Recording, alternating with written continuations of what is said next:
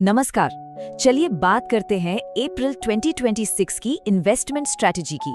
और सच कहूं तो ये कोई आसान महीना नहीं है मार्केट्स के बारे में बात करने के लिए, क्योंकि माहौल चारों तरफ गिरावट का ही है। मार्केट्स करीब करीब 12% नीचे हैं। तो सबसे बड़ा सवाल यही है कि इस सिचुएशन को एक इन्वेस्टर कैसे देखे। क्या ये घबराने का टाइम है या फिर इसी में कोई मौका छिपा है? चलिए आज इसी सवाल का जवाब ढूंढने की कोशिश करते हैं। तो जरा गहराई में चलते हैं। देखिए, स्क्रीन पर हर तरफ लाल ही लाल है। निफ्टी 50 हो, निफ्टी मिड कैप 100 या फिर निफ्टी स्मॉल कैप 100, सबके सब लगभग 12% गिरे हैं। अब इसमें सबसे इंटरेस्टिंग चीज पता है क्या है? ये कि गिरावट बिल्कुल एक जैसी है हर जगह।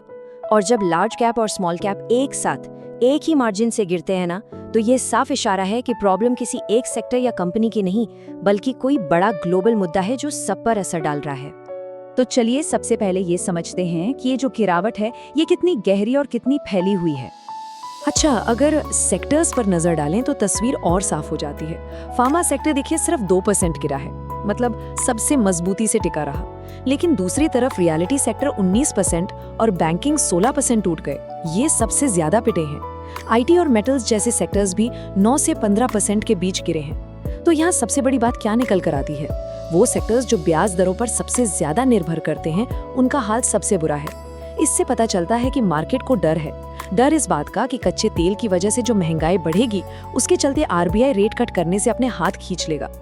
तो अब सवाल उठता है कि आखिर ये उथल पुथल मची क्यों है? इसके पीछे क्या वजह है? चलिए उन की ड्राइवर्स को समझते हैं। और हाँ, ये सारी वजह एक दूसरे से जुड़ी हुई हैं। सारी मुश्किलों की जड़ में है कच्चा तेल, क्रूड ऑयल। वेस्ट एशिया में जियोपॉलिटिकल टेंशन की वजह से इसकी कीमतें $100 प्रति बैरल के भी पार चली गई हैं। और बस यहीं से एक पूरा चेन रिएक्शन शुरू हो जाता है। देखिए होता क्या है, जियोपॉलिटिकल टेंशन बढ़ी तो तेल के दाम चढ़ गए। अब हम यानी भारत अपनी जरूरत का ज्यादातर कच्चा तेल तो इंपोर्ट करते हैं। तो तेल महंगा हुआ, मतलब हमारे यहाँ सीधे सीधे महंगाई का खतरा बढ़ गया।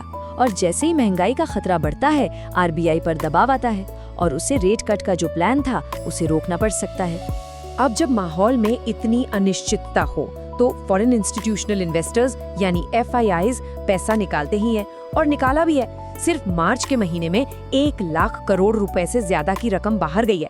हाँ, एक अच्छी बात यह है कि हमारे डोमेस्टिक इन्वेस्टर्स ने 1.19 लाख करोड़ रुपए डालकर मार्केट को संभाला है, एक कुशन दिया है। लेकिन ये हमेशा के लिए तो नहीं चल सकता ना, ये कोई परमानेंट सोल्यूशन नहीं है। और देखिए, सिर्फ इक्विटी मार्केट ही नहीं, बॉन्ड मार्केट पर भी तिहरा दबाव बना हुआ है, एक साथ 3 तरफ से। पहला, कच्चे तेल की वजह से महंगाई बढ़ने का डर। दूसरा, टैक्स के पैसे बाहर जाने से सिस्टम में कैश यानी लिक्विडिटी की कमी हो गई है। और तीसरा, मार्केट को अब पक्का यकीन हो चला है कि आरबीआई जल्दी रेट कट नहीं करने वाला। इन तीनों ने मिलकर बॉन्ड यील्ड्स को ऊपर की तरफ धकेल दिया है। अच्छा, इतनी सब नेगेटिव बातें हो गईं, लेकिन कहते हैं ना, हर अंधेरे बादल में एक चांदी की लकीर होती है। तो चलिए अब कहानी में एक जरूरी मोड़ लाते हैं और इन प्रॉब्लम से हटकर उन मौकों पर फोकस करते हैं जो ये सिचुएशन हमारे लिए बना रही है। और वो मौका है वैल्यूएशन का। इस पूरी गिरावट का सबसे बड़ा पॉजिटिव यही है कि मार्केट का वैल्यूएशन अब सच में बहुत अट्रैक्टिव हो गया है। निफ्टी का जो फॉरवर्ड पीई रेशियो है वो गिरकर 17.9 पर आ गया है, और ये इसके 3 साल के एवरेज जो कि 20.4 था उससे काफी नीचे है। सीधे शब्दों में कहें तो अच्छी कंपनियां अब डिस्काउंट पर यानी सस्ते में मिल रही हैं। तो ठीक है, कंपनियां सस्ती मिल रही हैं, लेकिन इस माहौल में स्ट्रैटेजी क्या होनी चाहिए, क्या करना चाहिए?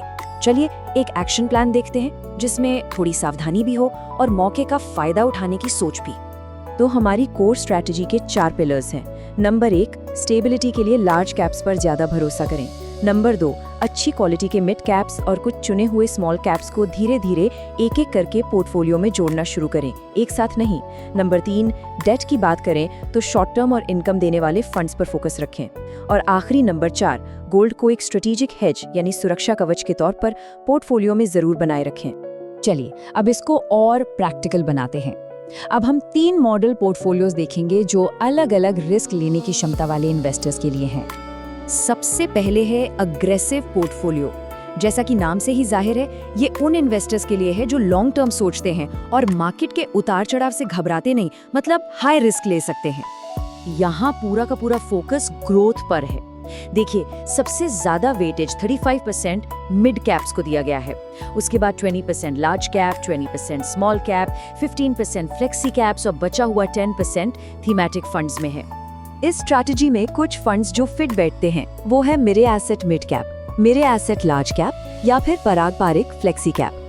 अगला है मॉडरेट पोर्टफोलियो। ये उन लोगों के लिए है जो ग्रोथ तो चाहते हैं लेकिन साथ में थोड़ी स्टेबिलिटी यानी स्थिरता भी जरूरी समझते हैं, एक बैलेंस। यहाँ पर पोर्टफोलियो को काफी डाइवर्सिफाई किया गया है, करीब 52% इक्विटी में, 23% डेट में, 15% बैलेंस्ड एडवांटेज फंड्स में और 10% गोल्ड में। आप देख सकते हैं स्टेबिलिटी के लिए यहाँ डेट और गोल्ड को शामिल किया गया है, जो कि बहुत जरूरी है। और ये जो डेट और बैलेंस्ड फंड्स हैं, जैसे कि मेरे एसेट शॉर्ट ड्यूरेशन या कोटक कॉर्पोरेट बॉन्ड और मेरे एसेट बैलेंस्ड एडवांटेज फंड, यही वो फंड्स हैं जो मार्केट गिरने पर पोर्टफोलियो को एक कुशन देते हैं, उसे बचाते हैं। और अब आते हैं आखिरी पोर्टफोलियो पर, जो है कंजर्वेटिव पोर्टफोलियो। ये उन इन्वेस्टर्स के लिए है जिनकी पहली प्राथमिकता हाई ग्रोथ नहीं बल्कि अपने कैपिटल को सुरक्षित रखना है, जो लोग फिक्स डिपॉजिट से थोड़ा बेहतर रिटर्न चाहते हैं लेकिन ज्यादा रिस्क नहीं लेना चाहते। इसमें रिस्क कम करने के लिए सबसे ज्यादा जोर डेट इंस्ट्रूमेंट्स पर दिया गया है, पूरा 70%। इसके अलावा 20% बैलेंस्ड एडवांटेज फंड्स में और 10% गोल्ड में है। तो इस पूरी बातचीत का निचोड़ क्या है?